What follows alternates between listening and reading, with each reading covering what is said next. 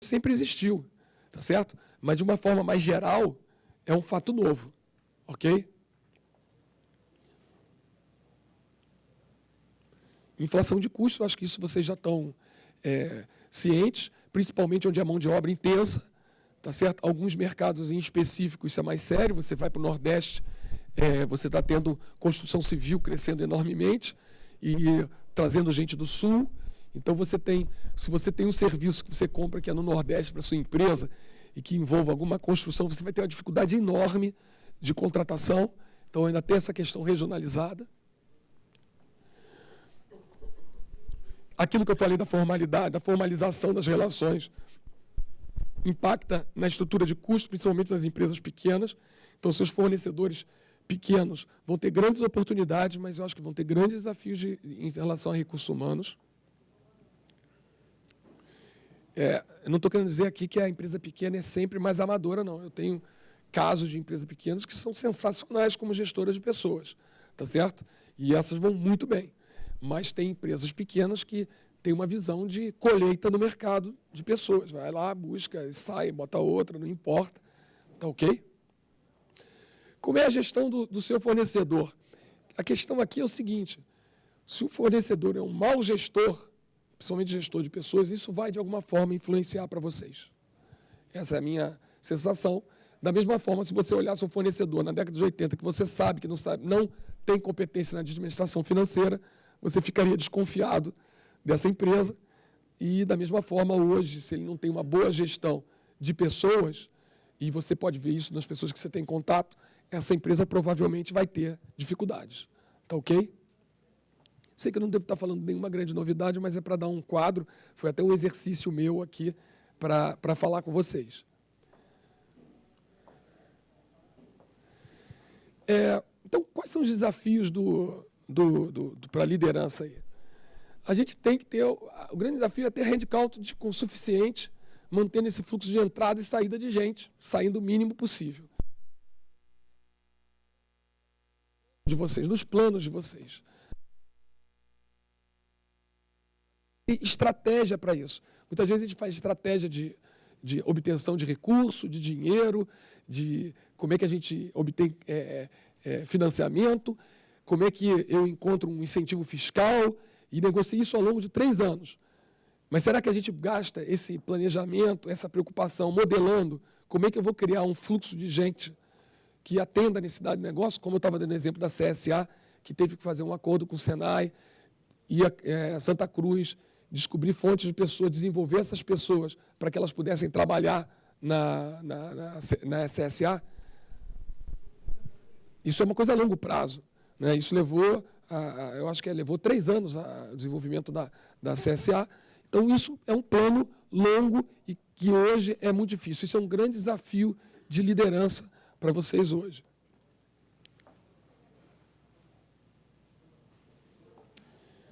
Segundo, quando vocês já alguma vez já passaram, vão dirigindo, aí passam, vem aquela obra no meio da rua que está fazendo trânsito, e hoje em dia faz muito trânsito, né? A vida está infernal no trânsito, e tem um trabalhando e 3 olhando. Já viram isso? Você fica revoltado, não fica? E parece que os caras... Mas é bacana mesmo. Você já nunca parou e ficou olhando o outro trabalhar? É bacana, né? O cara fica olhando, será que vai cair? Mas esse negócio enorme aí. E as pessoas ficam naquilo ali como se estivessem vendo um programa. Aí você pergunta assim, mas cadê o chefe desse negócio? O que acontece? A mão de obra é barata. Então, a nossa noção ainda de eficiência é muito primária, na minha opinião. Nós somos uma sociedade ineficiente. Nossa eficiência social é baixa. Vocês concordam comigo? Então, assim, a questão eficiência, por mais que a gente não goste do Frederick Winslow Taylor, mais conhecido só por Taylor, que fala que tudo é taylorismo, a inteligência de melhoria da eficiência do trabalho é uma necessidade urgente para a gente, para o Brasil. E isso não é só o fabril, é o passo atrás do passo, o cara que só faz com a mão direita, não tem o braço, mas consegue fazer o trabalho, que era um pouco da caricatura do taylorismo. Mas sim, é uma visão até de um escritório, de como você cria eficiência, como você evita novos ciclos no trabalho. A área, principalmente, que trabalha em escritórios, né, as pessoas que têm um trabalho mais administrativo, não percebem quantos ciclos elas criam quando não definem uma coisa numa reunião e fica para o próximo. É uma visão muito pouco eficiente. A nossa conversa, a nossa cultura tem muito disso. Né? Vocês concordam? E obter a eficiência das pessoas vai se tornar muito importante. E a gente começa a obter a nossa eficiência respeitando o tempo dos outros. Correto? Porque você ganha o direito de exigir dos outros. Ou seja, aquela obra que tinha um cara trabalhando e 3 sem trabalhar, talvez só venha a ter um cara, 2 ou 4 fazendo em 1/4 do tempo. Mas desse jeito não dá, porque não vai ter essa pessoa e a conta não fecha. Vocês concordam? Então, por exemplo, eu peguei um caso de caldeireiro. Quem contrata caldeireiro aqui?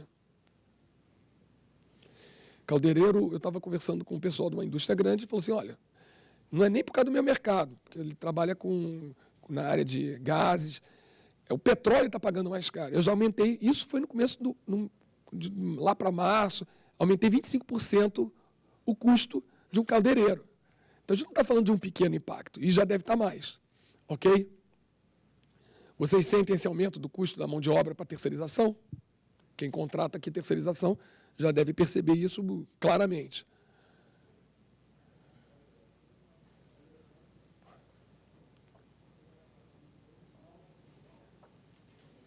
Segundo, mecanismo de retenção de longo prazo. Os profissionais, de uma forma geral, vão estar sempre tentados à mudança rápida, porque alguém vai oferecer mais 10%, 15%, 20% na remuneração direta. Ok? Então, as empresas e os líderes têm que começar a pensar o que retém a pessoa a longo prazo. O que coloca a pessoa numa perspectiva de que não estou perdendo só o salário, eu estou perdendo uma perspectiva de crescimento, de participação, de ter ações da empresa, de alguma forma, trazer uma perspectiva de longo prazo para evitar de curto. Tá certo? Vocês concordam com isso? Que é um ponto importante, porque o mercado é nervoso no que diz respeito a salário. Correto? Outra coisa é, a gente sempre pensa em concorrência de mão de obra como sendo a minha empresa contra o concorrente, né? Primeiro, não é mais só contra o concorrente. O mercado é muito maior que compete pela sua mão de obra. 2, tem uma concorrência interna. Vocês concordam? E essa concorrência interna, ela não diz respeito à só remuneração. Vocês concordam comigo? Diz respeito ao quê? O que mais pode dizer respeito a uma concorrência interna? O que levam as pessoas a quererem mudar de posição? A remuneração, poder, não é isso? Ambiente de trabalho. E aí eu vou colocar um dado aqui. O Great Place, vocês conhecem o Great Place to Work, que é um instituto internacional que faz uma métrica de ambiente de trabalho. Aqui no Rio, foi o primeiro estado do mundo, né, que teve uma lista estadual. A gente hoje tem mais de 100 empresas nessa lista. Deve ter alguma das empresas de vocês que participam aqui dessa lista. E quando perguntado, quer dizer, qual é o fator preponderante aí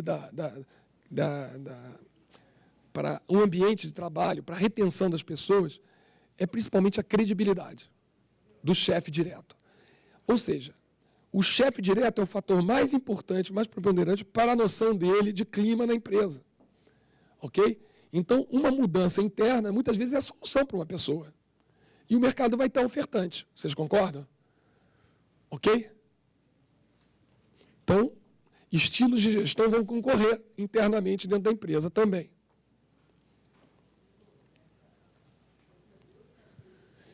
E aí, no líder, de uma forma bem direta, a gente vai ter uma tendência a gerenciar uma diversidade maior. Então, a gente gosta muito até a área de recursos humanos gosta de fazer uma discussão sobre geração Y, geração Z, geração X, né? Vocês já ouviram bastante sobre isso, não já? Quem aqui é geração X? Quem aqui é geração Y? Quem aqui é geração Z? Você viu quanta gente não consegue se classificar? Ou assim, ou a gente é geração B, C, D, que não foi citado,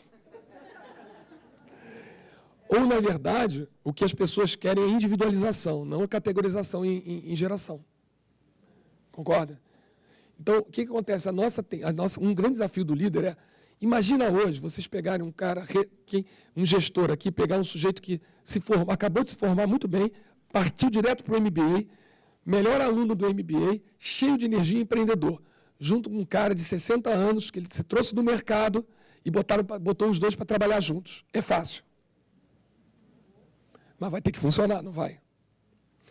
E a nossa tendência histórica, pela facilidade de ter gente, foi sempre achar o cara de 60 errado e o cara de 25 certo. Né? Será que o cara de 25 não erra muito, mas tem uma disponibilidade de tempo enorme que o de 60 não quer mais ter para errar 2, 3 vezes, 4 vezes e refazer? Então, eu só estou fazendo uma provocação, não estou dizendo que é uma verdade, não. Então, será que ele já não viu alguma coisa dar errado e tem mais experiência do que o próprio chefe e está dizendo isso não vai funcionar, mas o chefe quer fazer de qualquer maneira e ele fica, poxa vida, já vi isso 3 vezes não funcionar. E aí desanima ele. Como é que a gente ouve de verdade um cara que tem experiência? De verdade. Tá certo? É fácil fazer isso? E manter ele fazendo no time e não vai dar certo e cai fora. Tá certo? E o outro cheio de energia, vamos ficar até tarde. Cara, eu tenho 3 filhos, 4 netos, vão lá para casa hoje. Tá certo? O cara, não, vamos virar a noite aí. A gente pede um Red Bull. O quê? Red Bull. Né? Então, assim, como é que é gerenciar essa diversidade que é necessária? E outra diversidade é o seguinte, vocês sabem que já está tendo, na construção civil, está vindo argentino trabalhar no Brasil. Em outras áreas, alguém aqui não é brasileiro? Tem argentino?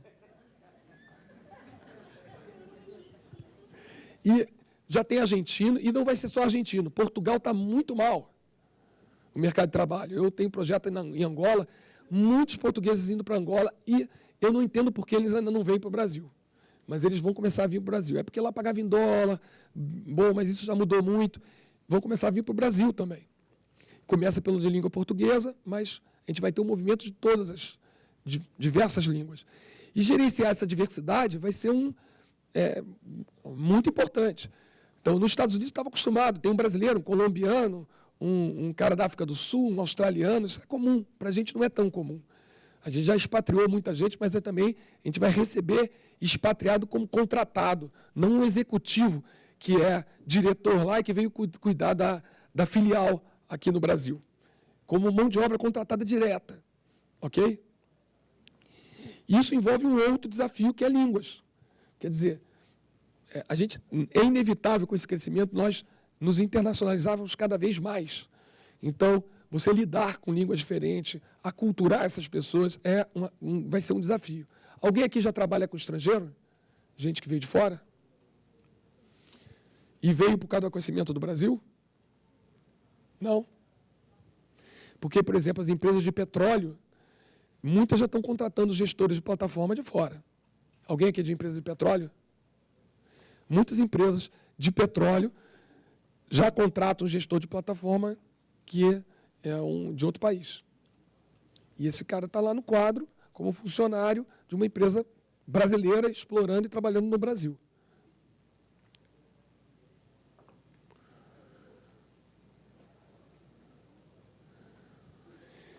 Outra coisa é o seguinte, nossa visão sempre foi de a empresa ter crédito, então eu tenho uma imagem no mercado financeiro. E eu tenho uma imagem, principalmente com o cliente, de produto, que é o mercado de produto. E o mercado de trabalho? Qual é a nossa imagem no mercado de trabalho? Ou seja, você produz uma marca para o mercado. E essa marca, quem cuida dela são os gerentes nesse processo de convívio com as pessoas. Se as pessoas têm opção, elas vão dizer, aquela empresa não é muito legal, eu tive um amigo lá que trabalhou, isso vai pesar. Enquanto as pessoas estavam procurando um emprego, porque tinham que ganhar, e já estavam 4 meses parados, isso não pesava, a pessoa nem olha, vocês concordam comigo? A pessoa nem olha isso, depois de alguns meses desempregados, quem que vai ficar olhando se a empresa tem um clima bom, se dá oportunidade ou não dá, ela faz a conta do salário, a conta de casa e aceita. Vocês concordam comigo? Só que se a pessoa tem opções, ela começa a olhar esses fatores, ou seja, outras coisas pesam. Vocês que trabalham em negociação no dia a dia sabem, né, que o que mais você negocia numa negociação é a outra alternativa do outro lado. Não é isso? Se o outro lado não tem alternativa, você define o preço. Tá certo? Se o outro lado tem muita alternativa, você tem que conhecer a alternativa dele, porque o melhor preço, você vai ter que procurar a melhor alternativa que ele tem, porque esse é o limite dele. Não é isso? Estou certo ou estou errado nos conceitos aí? Então, mesma coisa para o funcionário. Né?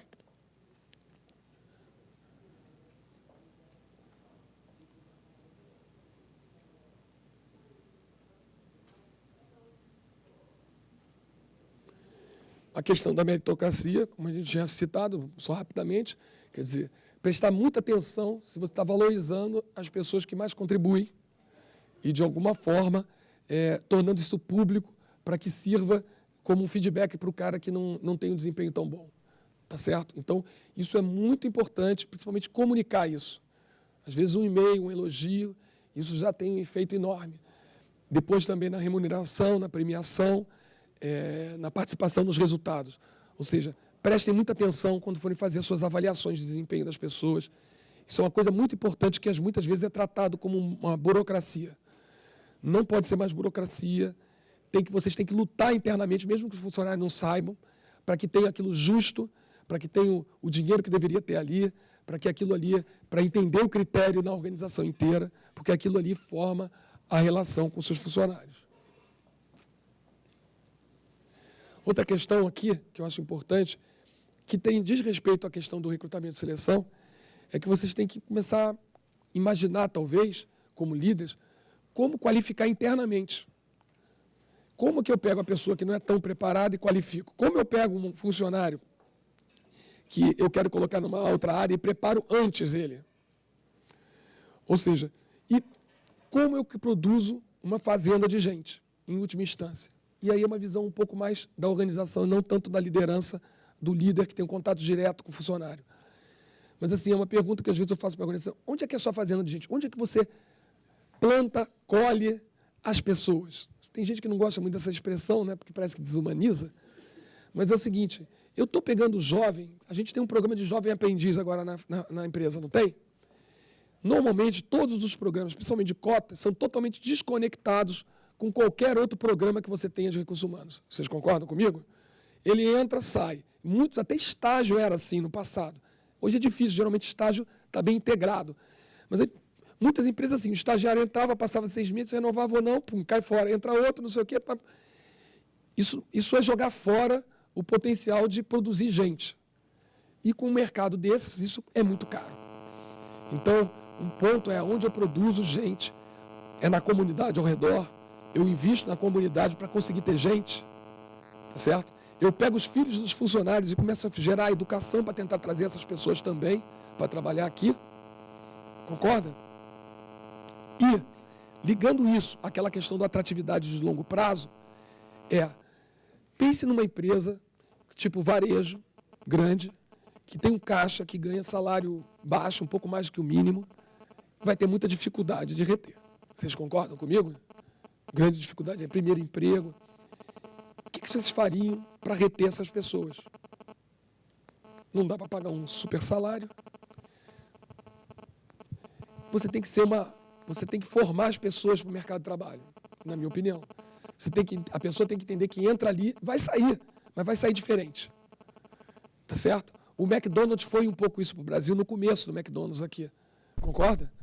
Ele chegou, ninguém entendia aquilo. Como é que você vai convencer um garoto de 16 anos a trabalhar e trabalhar no varejo? Não era isso? E, historicamente, as mães, isso aconteceu muito, fiz muito trabalho para o McDonald's e tinha muito contato com o pessoal de lá. Tem alguém aqui do McDonald's? Os pais iam nas lojas agradecer para os chefes dos garotos, porque agora eles estavam arrumando a cama, eles estavam fazendo os deveres dele, estavam cumprindo os horários, acordava na hora, ligava para dar satisfação das coisas. Ou seja, ele recebeu muito mais do que um emprego com salário no final do mês. Você concorda? E isso que eu acho que tem que começar a pensar um pouco, que as pessoas se formam como cidadão, se formam e assim vai. ok? Dentro da sua empresa. Qual é essa proposta?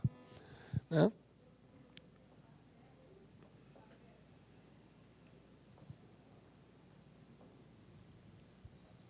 Como é que eu estou de horário? Estou bem?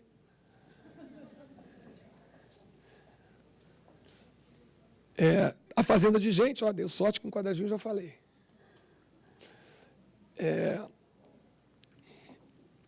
A questão aqui que eu coloquei é que, na verdade, isso podia estar lá em cima com relação à área de compras, é que vocês já têm hoje um trabalho na área de compras muito de conhecer toda a cadeia produtiva dos seus próprios fornecedores, tá certo?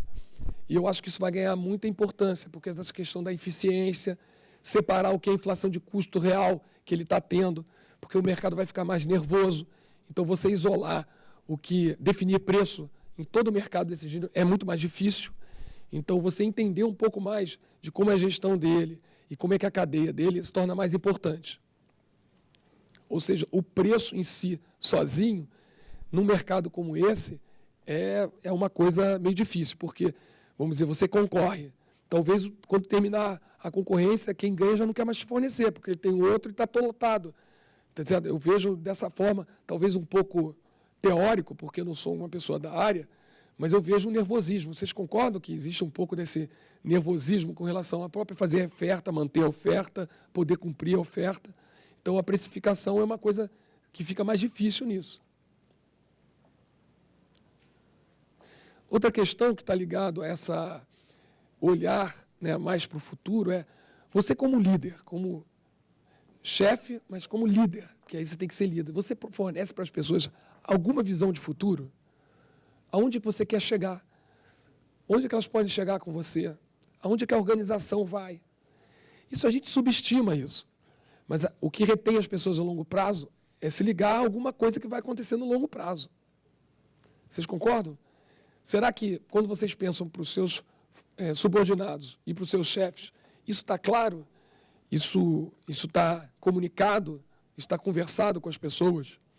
Porque entra naquela questão de retenção de longo prazo, que é o que você dá no econômico a longo prazo, mas o que você está em dar de perspectiva de realização a longo prazo, para que as pessoas não, a cada questionamento de salário, não pensem em sair da sua empresa. Elas estão dentro de uma missão, de uma coisa mais longa, tá certo? Que envolve a realização delas, ok?